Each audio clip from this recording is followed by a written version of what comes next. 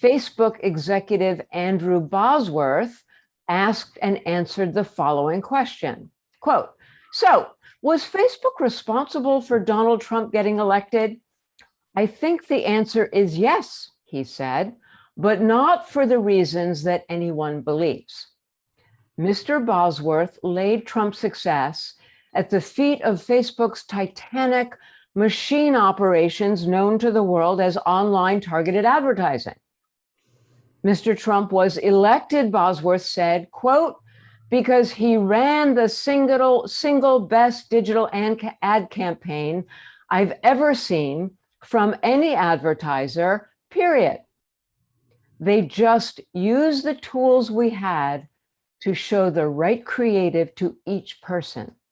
Citizens of the world's longest lived democracy relinquished their most solemn democratic right, the right to vote. They did this without anyone ever holding a gun to their heads.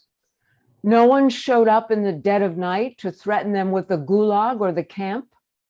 Instead, these citizens ceded the right to self-govern in response to nothing more than engineered digital communications, freighted with inflammatory messages and disinformation tailored to their individual psychological and political profiles until enough people chose to stay home on election day.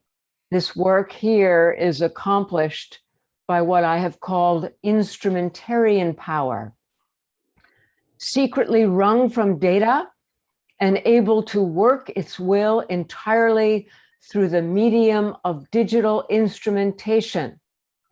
There's no blood here, no bodies.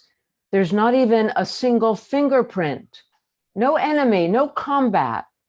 Instead, this power comes on slippered feet, offering a cappuccino, seamless.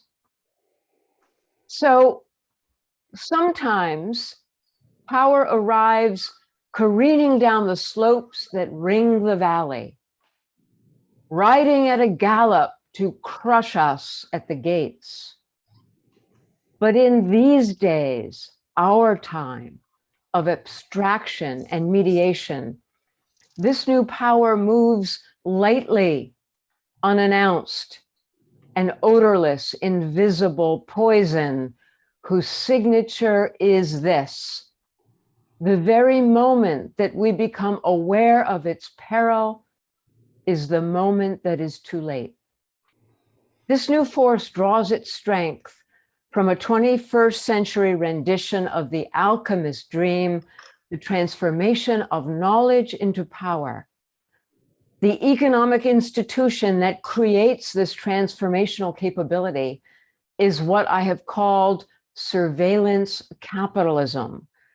This 2016 story of the Trump campaign shows surveillance capitalism's bread and butter economic operations of data extraction, computation, algorithmic targeting, and behavior modification at work, but in this case, simply pivoted a few degrees to political rather than commercial outcomes.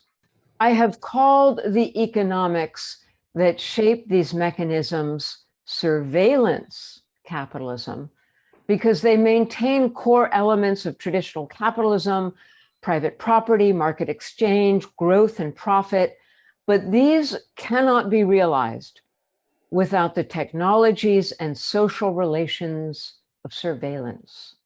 Democracy is the only countervailing institutional order with the legitimate authority and power to change our course.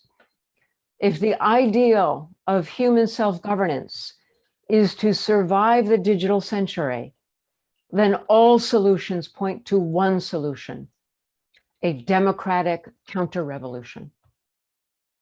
For this to succeed, three conditions must be met: a public awakening and mobilization, a step change in lawmakers' comprehension and determination to act, and third, a transnational dialogue and collaboration.